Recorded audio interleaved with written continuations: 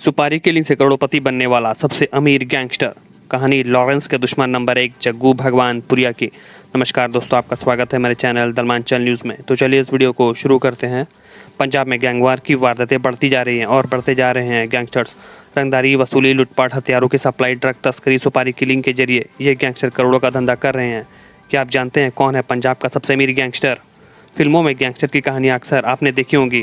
बिल्कुल उसी अंदाज में पंजाब में चलती है गैंगवार। ये वार होती है खुद को नंबर 1 साबित करने की। पंजाब में वैसे तो कई गैंग है, लेकिन लॉरेंस बिश्नोई, बम्बिया और जग्गू भगवानपुरिया के गैंग की खासी दहशत है। पिछले 2 दशक में ये गैंगस्टर ने अपनी नेटवर्किंग को विदेशों तक बढ़ा दिया है।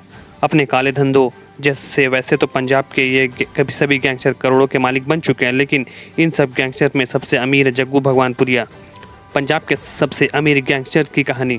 जग्गू भगवानपुरिया गुरदासपुर के भगवानपुर गांव का रहने वाला है। पैदा हुआ तो माता पिता ने नाम दिया जसप्रीत सिंह, कबड्डी का अच्छा खिलाड़ी, लेकिन मन लगा जुर्म की दुनिया में। जैसे जैसे बड़ा हुआ जुर्म की दुनिया से जुड़ने लगा और फिर अपना नाम बदल कर रख लिया जग्गू भगवानपुरिया। अपने गाँव के नाम भगवानपुर से अपना नाम जोड़कर गैंगस्टर्स की दुनिया में कदम रखा।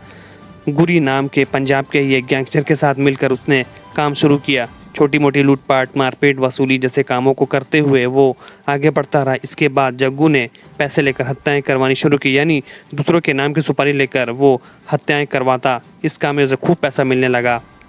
हथियारों की सप्लाई का सबसे बड़ा नेटवर्क बनाया।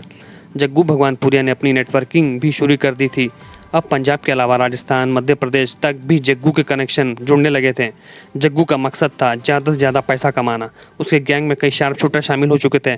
वे पैसों के लिए किसी की भी हत्या करवा सकता था। सुपारी किलिंग के बाद जग्गू ने हथियार सप्लाई करने में भी अपना हाथ आजमाया। जग्गू भगवानपुरिया बॉर्डर पार से भी हथियार सप्लाई कर देश में लाने लगा और दूसरे गैंगस्टर को महंगे दामों में देने लगा। इस काम में उसे मोटी कमाई होती थी।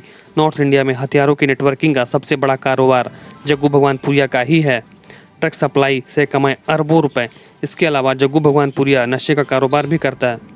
पंजाब में हर इलाके में ड्रग सप्लाई करने में जग्गू के गैंग का सबसे बड़ा रोल रहा है, जबकि लॉरेंस गैंग इसके खिलाफ है।